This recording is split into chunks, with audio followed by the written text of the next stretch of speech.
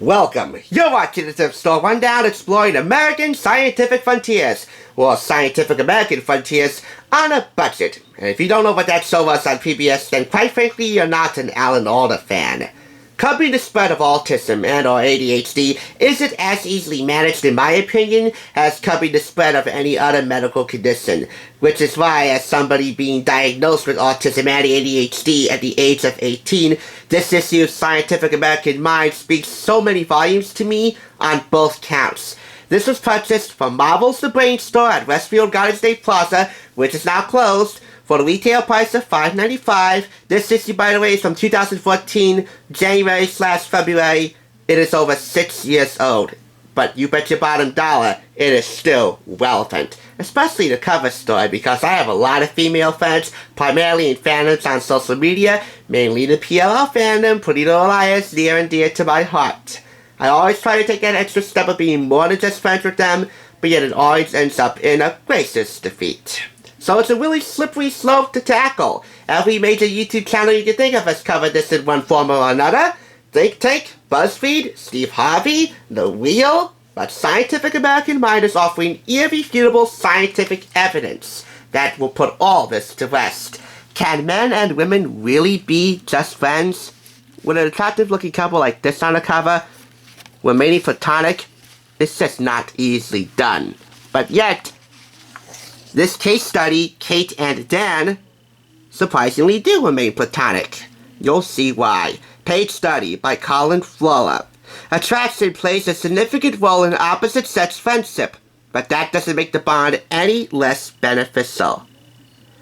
On page 52, in recognition of Autism Awareness Month, we'll take a look at Luciana Gravana's article. By spotting signs of this developmental disorder in young toddlers, parents and therapists may be able to target a child's deficits before they become debilitating. And we'll also take a look at ADHD Grows Up on page 64. Newly recognized, adult ADHD threatens the success and well-being of 4% of adults. I certainly hope I don't count them under 4%. A combination of treatments can help the afflicted lead a more productive life, by Tim Bilkley, Craig Surman, and Karen Weintraub. We'll begin first with the cover story, because we like to start things on a fun note, as I so often do around here at TSR. Just friends. Kate and Dan met on a job in Boston when they were in their early 20s. He thought she was attractive. She thought he was an arrogant jerk. At a work party, it came out that both had lost a parent in recent years, and a mutual feeling of "you must really get me" washed over them. A few years later, when they both found themselves in New York and single, the friendship ramped way up into multiple phone calls per day, soul-bearing, and belly-laughing territory. Illustrations for this article are by Brown Bird Design. What this article does so nobly well is delve into the science in both brains, male and female, to determine whether or not their friendship can remain exactly that, a friendship, or if it can truly lead to something more. Kate and Dan is a good case study. By the way, there are 3 case studies for every article in here, one apiece. And the magazine doesn't really specify whether they're fact or fiction, but the scenarios in these case studies play out more often than we care to know about. If you're not really into reading too much scientifically, you can always take a look at these fast facts. For example, in Friendly Attraction, 1. An inkling of romantic or sexual attraction is common between heterosexual opposite-sex friends.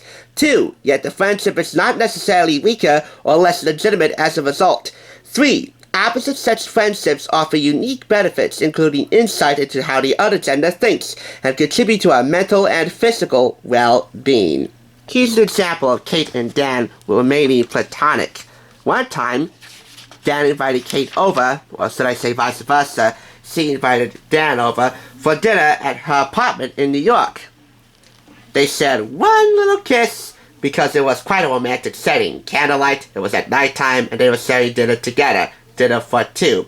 And yet Dan says it felt like he was kissing his little sister. Years later, Dan got married, and their friendship started to dwindle just a little bit, but it never completely broke.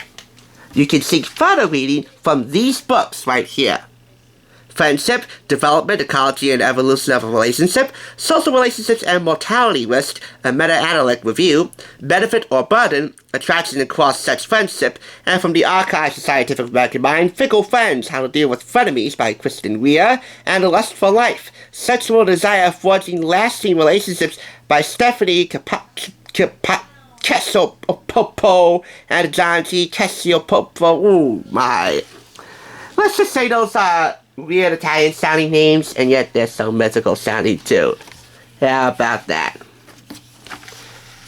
Now, taking early aim at autism, we're going to get a little more serious here.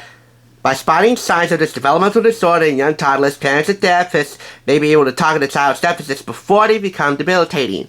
Case in point, a boy by the name of Noah, who had learned to say mama and dada, but at 14 months he no longer uttered any discernible words. Music had a powerful and strange effect on Noah. When he heard it, he would stop what he was doing and zone out.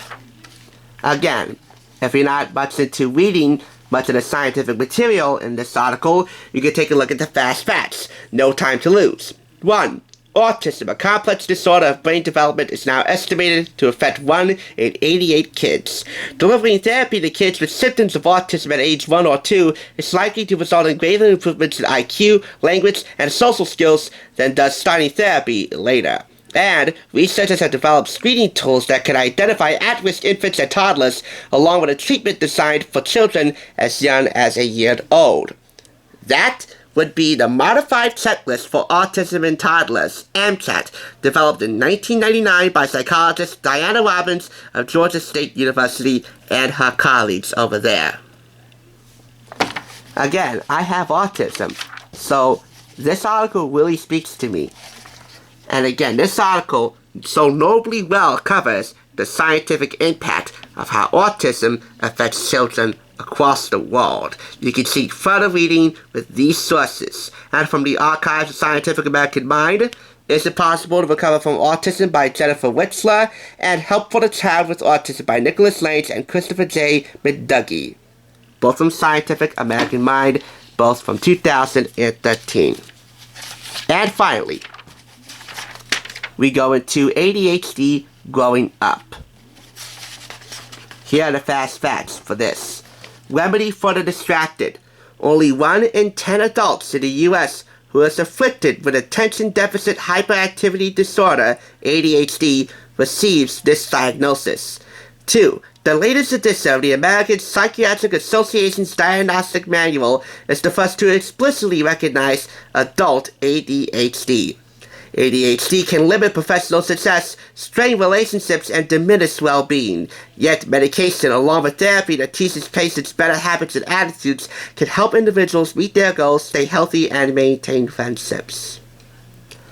I, again, have ADHD, so I know very well how this can affect my own family, because I frequently have tips with mother, and they are ugly tips. I mean, I just had one like a few hours ago. So this really speaks to me. There is no discernible case study, if you will. There are actually several of them, but none really the main focal point of this article. So really it's just a combination of several scenarios and several factual case studies that all contribute to the impact of this article. You can seek out further reading with these sources, or you can take a look at Our Doctor's Diagnosing Too Many Kids with ADHD by Scott O. Lilienfeld and Hal Akrovitz. Just because I'm autistic and also have ADHD does not mean that I am no less good at destroying so many last names that are hard to pronounce. And take a look at this handy graph over here. Check the box that best describes how you have felt in conducting yourself over the past 6 months. Please give the completed questionnaire to your healthcare professional during your next appointment to discuss the results. Here are the questions. How often do you have trouble wrapping up the final details of a project once the challenging parts have been done? How often do I have trouble? I have to say, sometimes. How often do you have difficulty getting things in order when you have to do a task that requires organization? Again, sometimes. How often do you have problems remembering appointments or obligations? Often. When you have a task that requires a lot of thought, how often do you avoid or delay getting started? Well, for example, filming one of these videos, especially something like this, which is way out of my league. Well, sometimes. How often do you fidget or scrum with your hands or feet when you have to sit down for a long time? Very often. How often do you feel overly active and compelled to do things as if you were driven by a motor? Very often. Add the number of checkboxes that appear in the darkly shaded areas. 4 or more checkboxes indicate that your symptoms may be consistent with adult ADHD. It may be beneficial for you to talk with your healthcare provider about an evaluation. So, Dr. Harold Altman, I look forward to seeing you once this all settles down. Your brain just brighter. This is Lumosity. If you didn't know that, that's like a computer site for brain games. Plenty of beneficial brain games that can help you learn stuff. On both counts and on so many levels, I can relate to Scientific American Mind, particularly this issue, so well. You gotta pick it up for yourself if you're like me and are struggling with ADHD and autism. Just because blue is the official color for autism does not mean we all have to live with the blues as autistic individuals and as human beings living with ADHD. We live and breathe and play and love and learn just like everybody else, albeit at our own paces. And as for families dealing with people with ADHD and autism, you heard of the term divide and conquer? Well, here's a new term for you. Adapt and conquer. Adapt your surroundings, adapt your routines, and make things just a little more easier for the people you know who have been diagnosed with one of these two conditions. I give this a 5 out of 5. Scientific American Mind. For its inaugural debut on my channel, it resonates so amazingly well. Hopefully I can find a link below for you guys to purchase this issue. Because it came from January and February. We don't know which particular month it was distributed in, January or February. It could be pretty tricky to find online, and maybe you can find it at the thrift store. I don't know. Once eventually this all settles down. If only Alan Alda was covering stuff like this on Scientific American Frontiers, the cover story really, because if he did, more people would be watching, particularly the millennials. For I know this speaks very well to them. Thanks for watching. I'll see you on the flip side.